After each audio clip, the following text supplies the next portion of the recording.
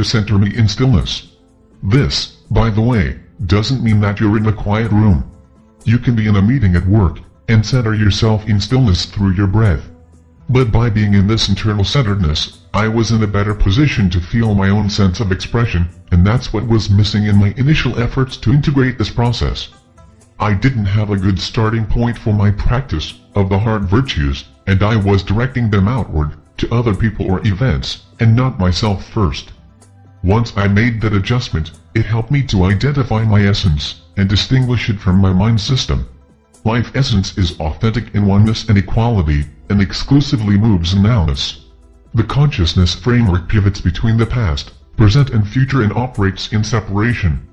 If you express the heart virtues from the consciousness framework, especially outwardly, they won't have the same potency or effect. You've mentioned the idea of resistive and insertive behaviors, and I think I understand the insertive behaviors in terms of expressing the heart virtues to oneself and others, but talk a little bit about the resistive behaviors.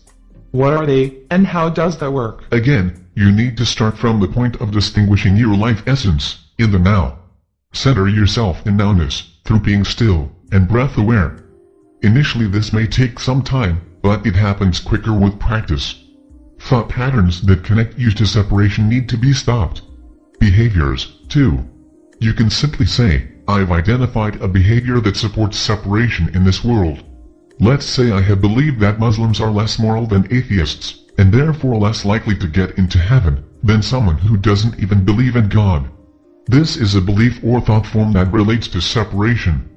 I can say, stop that, but it's not really effective for most people. I can resist the belief every time it expresses itself in my life, but many of these beliefs are so subtle and subconscious that we don't even realize how they express themselves in our behaviors and choices. If you apply the heart virtues to yourself, like forgive yourself for having these perceptions, have some compassion for yourself that everyone is infected with these separation beliefs from their subconscious and unconscious mind layers. Be humble that making this resistive alteration is not just about you, but in a way, it's about everyone, because we are one. Appreciate the fact that you are working on this for the good of all. Have valor that you can stand up and resist these separation complexes that lurk in your programmed consciousness framework. You can see how I used the heart virtues to effectively deal with a belief or perception that separated me, not just from Muslims, though they were the target in this particular example, but when you draw separation lines around anyone, you're operating from the consciousness system implant, and it only supports the hologram of deception. Okay, but you're not suggesting that I look at rapists and murderers as one with me, are you? Well, that's just it. They are. You can't have oneness and equality and then say, well, that's true, except for this population of society, or these felons of the human race. There is no leper colony where humans are excluded outside of the circle. The circle is all-inclusive, or it is an illusion. This is an absolute. Remember my statement about the hologram of deception is a prison? Yes. There is no other prison inside the prison. We're all in the prison. All of us are prisoners, even those who are in the incunabula. There is no one who stands inside the prison walls and truly knows oneness and equality. But then how does it change, if no one knows this? It's a process, both for the individual and the human race. We work on it, together. We resist behaviors of separation, and insert behaviors of oneness and equality. We disengage from the thoughts, ideas, beliefs, principles, people, organizations, currencies, food, clothing, fashion, toys, and everything else within the hierarchy whose roots are nourished by separation. When you put it that way, it sounds daunting, even impossible. It has to be done, and it has to be done by us. The question is, if it has to be done, when does humanity want to do it? Now? 100 years? 1,000 years? 10,000 years? The WingMakers are clear about this in their writings, that if we wait until after Human 3.0, when man and machine become integrated, it will only become more difficult. Enslavement of life must end, at all levels. I want to shift to something that's been bothering me about this whole conversation, and that is the issue of a God. From your description, God, as we've come to think of him, or her, or it, is an illusion. It's really a being who presents himself as God. So the question is there a real God? Thanks for asking that question. I meant to bring it up on my own, and I think I sidetracked myself. Let's go back to the thought experiment about the bubbles. There is a presentation of a god, which as I've said, is Anu. This is the god that Muslim, Jew and Christian alike revere and worship.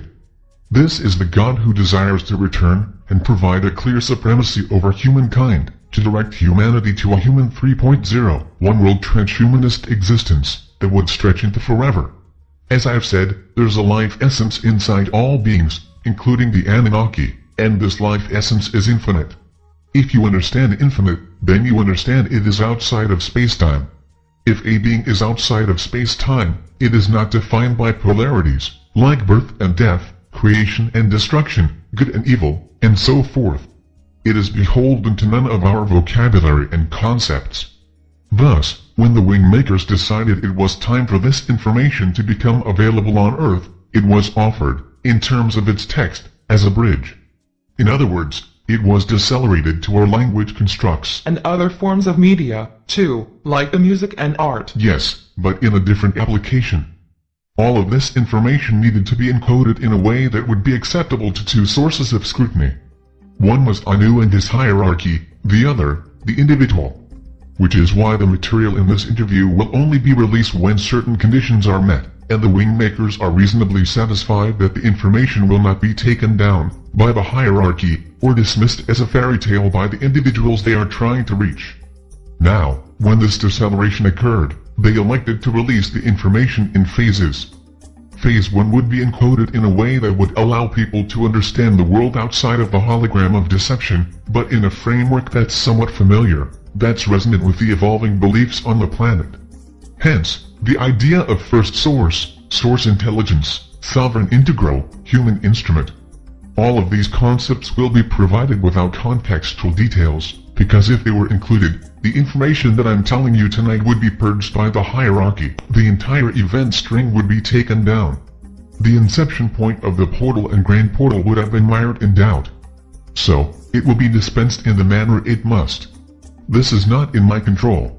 Source intelligence is the energy intelligence of first source that serves to accelerate the expansion of consciousness and supports those who desire to unlimit themselves. What does this have to do with the existence of a god or not? I just wanted to clarify that the word God means multiple things and it needs to be clear what meaning is being used. That's why, in part, the WingMakers don't use the word God but instead use the word first source. However, in their later philosophical writings, after Chamber 6, they don't use this word, for the reasons I mentioned.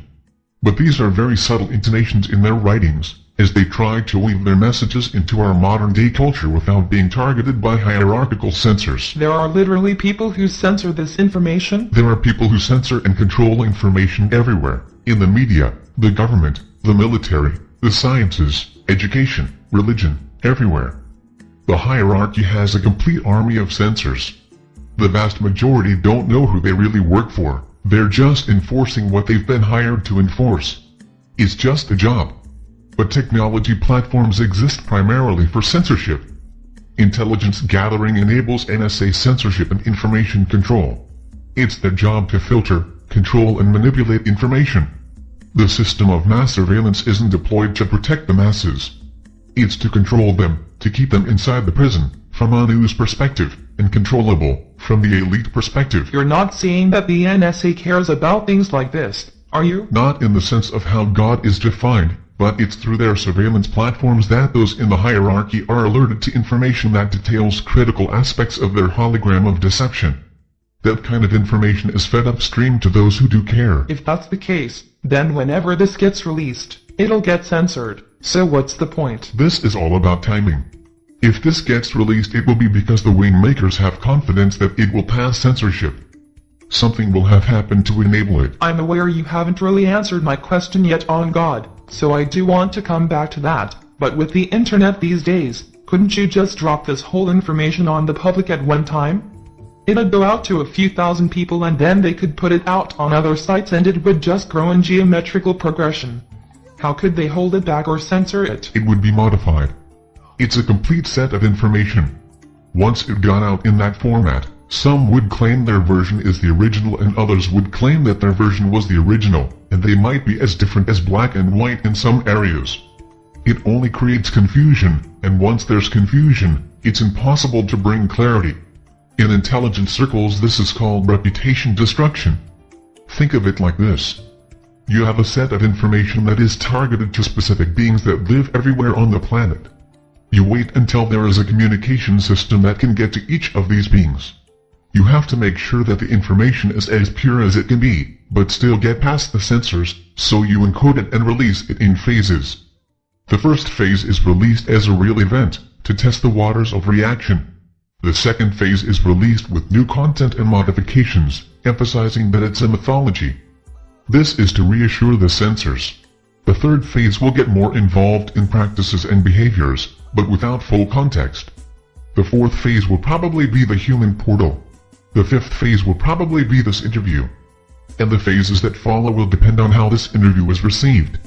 So every release is being observed by both the hierarchy and the WingMakers. Okay, let's go back to the God discussion. Yes, so, to answer your question, is there a God? There are many gods. Some beings present themselves as gods, and some beings manipulate others to such a degree that they become regarded as gods. And then there are collective intelligences that move between the quantum membranes, and simulate God-like qualities of omniscience and omnipotence, but they are not gods in the sense of being the creator. There are even some beings that present themselves as God through a human channel. The view of the WingMakers is that the oldest civilizations in the universe believe there is a creator, but that this creator, known in the WingMakers philosophy as first source, is so fundamental that it is the fractal essence of all life in all variations. It is the quantum zygote of life at the most foundational level. It is not truly knowable as we think of knowledge. It is experiential through sound that evokes this tone of equality spoken of in the WingMakers philosophy. It's not apprehended through the mind, which makes it hard to describe or convey. This is the problem with anything so elemental that it all but disappears.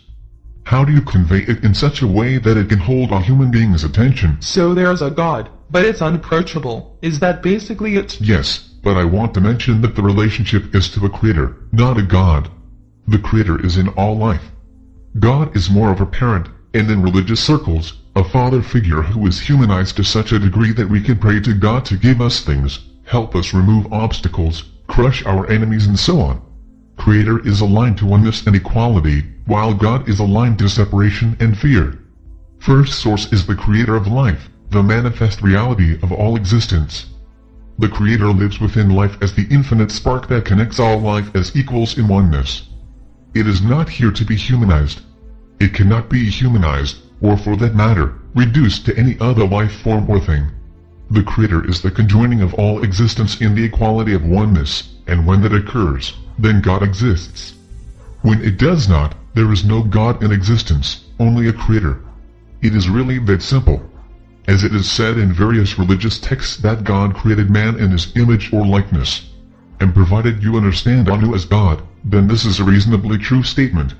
However, the Creator created the infinite spark that animates the human form, and so the sovereign integral is the creation, and Anu had nothing to do with this.